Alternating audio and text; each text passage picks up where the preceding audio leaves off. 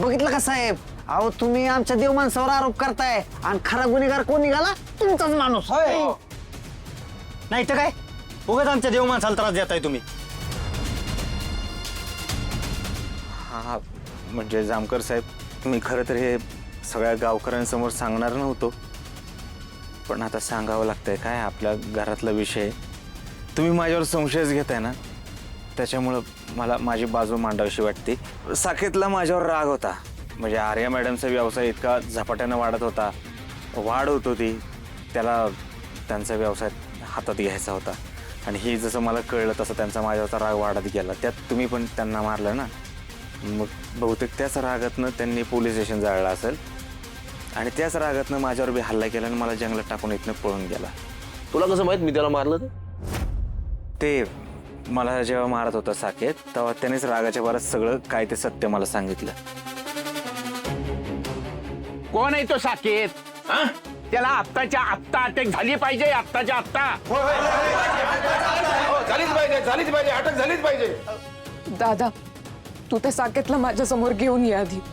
मला त्याला जाब विचारायचा आहे, पण तू त्याला काही करणार नाहीयेस, प्लीज.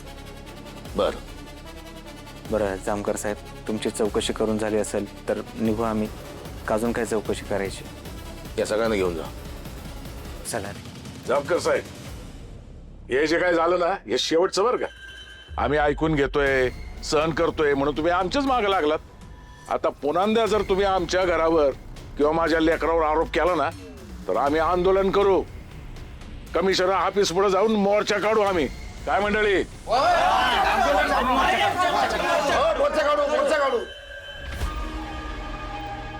चला. हो चला, मी आहे ना, तुम्हाला काय नाही होणार. चला. फुलाबाय, चला बाय.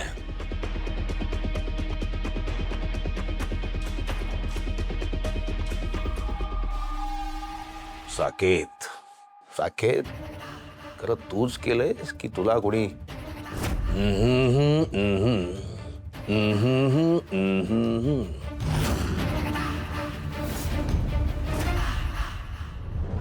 सावकाश. हा,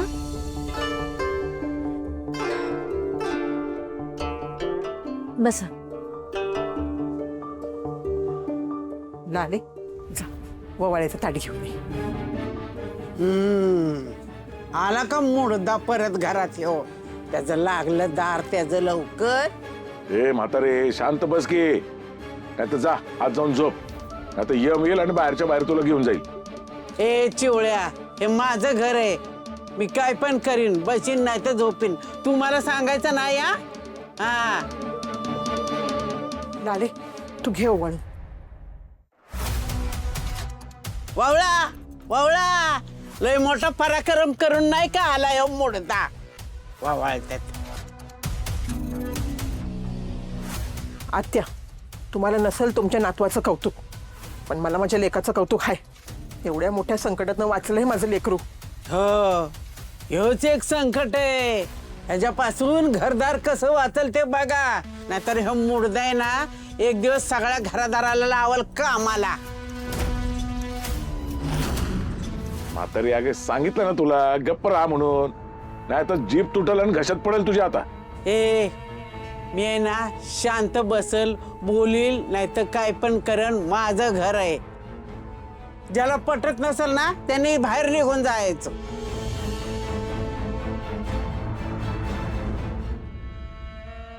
तुम्ही त्यांच्याकडे लक्ष देऊ नका. त्यांना नको म्हणलं ना, ते जास्तच करतात.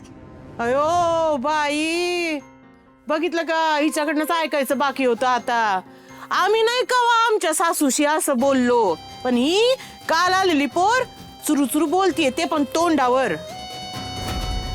काय बोलली ग ही? घ्या, मी कशाला सांगू आता आत्या. परत सांगायला गेले का घरचे म्हणताल रणजी भांडण लावती म्हणून. मला पडायचंच नाही ना याच्यात. गाणा गोंधळ. हा, हे बघा, आधी आग लावायची आणि चटकं बसायला लागलं की जायचं पडून. अशी गत आहे हिची. तुम्हाला भूक लागली असेल ना, मी तुम्हाला काहीतरी खायला घेऊन येते. 2 दिवस माझं लेकरू उपाशी आहे. आता यांना कसं सांगू? त्या आर्याकडे खाल्लंय मी, भूक नाहीये मला. गोपाळ, आता ना आपण त्या जामकरला अजिबात घाबरायचं नाही. मला चांगला हाग्यादम देऊन आलोय मी. पुन्यांदा जर तो आपल्या नादाला लागला ना, की त्याचा पोलिस खाक्या कसा उतरायचा ना मला लय ठाव आहे.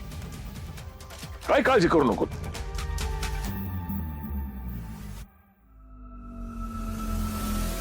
हा जामकर माझ्या नजरेसमोर आहे. त्याला कसं खेळवायचं हे मला कळलंय. पण हा मागून वार करणारा नक्की कोण आहे? त्याला लवकरात लवकर शोधून काढलं पाहिजे, नाहीतर तो माझा जीव घ्यायलाही मागे पुढे बघणार नाही.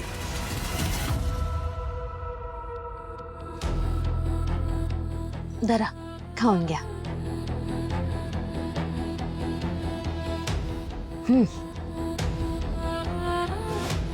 काय झालं?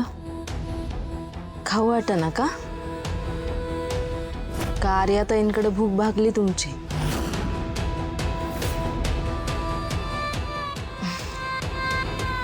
बायकोच्या हातचं खाऊन घ्या. शेवटी काय आहे, घरचं ते घरचंच.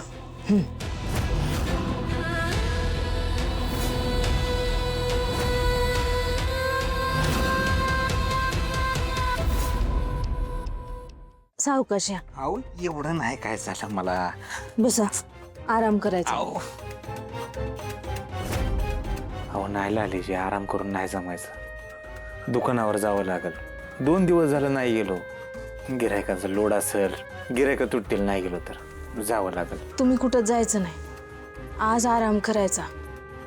मी तुम्हाला माझ्यापासून पाऊस देणार. पाय सोडा तुम्ही, करतो. ऐक ग, तुम्ही 2 दिवस माझ्या नजरेसमोर नव्हतात ना, माझ्या डोळ्याला डोळा लागत नव्हता. जीव नुसता वर खाली होत होता. तुम्ही करा बघू आराम.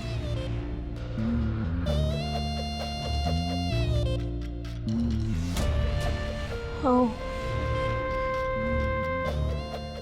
माझं चुकलं, मला माफ करा.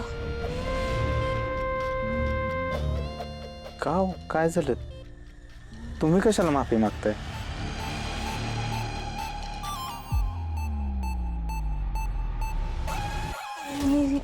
मी तुम्हाला एकटं सोडायला नको होतं. मी कायम तुमच्या सोबत असायला पाहिजे ना, पण मी नव्हते. नाही खरे, पण काय लागायची, जे झालं ते झालं. आता काय काय गोष्टी नसतात आपल्या हातात, आपण काय करायचं त्याला? त्याचीच काळजी वाटते खूप.